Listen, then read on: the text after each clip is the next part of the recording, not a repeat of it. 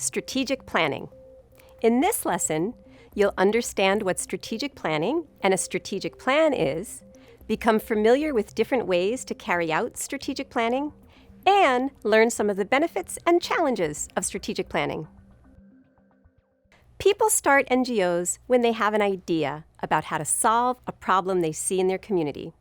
Let's say you started an NGO with a mission of expanding opportunities for girls to further their education. You might start with a program that provides mentoring to girls at one school, and another project that reaches out to parents. Soon, more schools want you to set up mentoring programs, and their girls and their parents want different kinds of training programs. Before you know it, your NGO is trying to be everything to everyone. This is why you need a strategic plan. A strategic plan starts with a clear statement of the NGO's purpose, your mission. It should also include a vision statement that describes how you see the NGO in the future. For example, do we see ourselves with many programs in many different schools? Or do we see ourselves staying focused on a few schools and offering them more? Do we see ourselves creating our own center?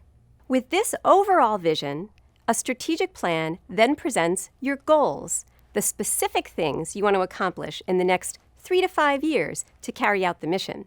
It should include goals for your programs, such as expand our mentoring program to reach girls in 3 new schools, as well as goals for your organizational capacity, such as strengthen our financial management system, expand our volunteer recruitment and training, or increase our fundraising to support new projects. Now, how can your NGO develop a strategic plan? NGOs carry out strategic planning in many different ways. The simplest way is to bring together the NGO's board members, staff, and volunteers for a one-day meeting to reflect on where you are now and where you want to be in the future. Try using a SWOT analysis. Ask yourselves, what do we do best? That's the S, your strengths. What do we need to do better? That's the W, your weaknesses. Where might we have opportunities to grow or enhance our work? That's the O. And what are the possible threats to our sustainability? That's the T.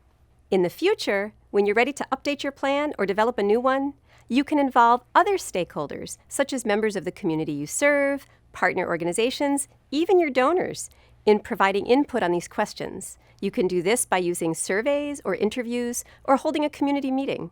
Now, what are some of the challenges you might face in strategic planning? You might lack the technical know-how, how to prepare a good plan.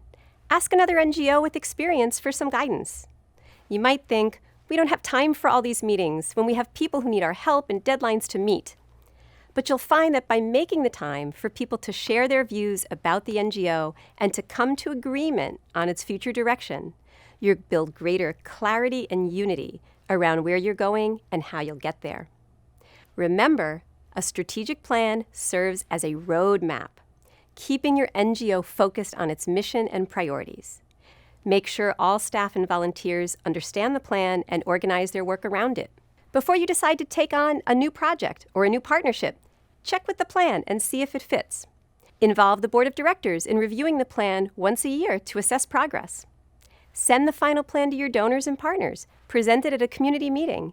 Put it on your website if you have one. By sharing your plan with these stakeholders, you inform them about the important work you do, and you build their trust and their confidence. Now that you've completed the course, please visit yali.state.gov to take the quiz. This will help you test your knowledge and earn credit towards a special certificate.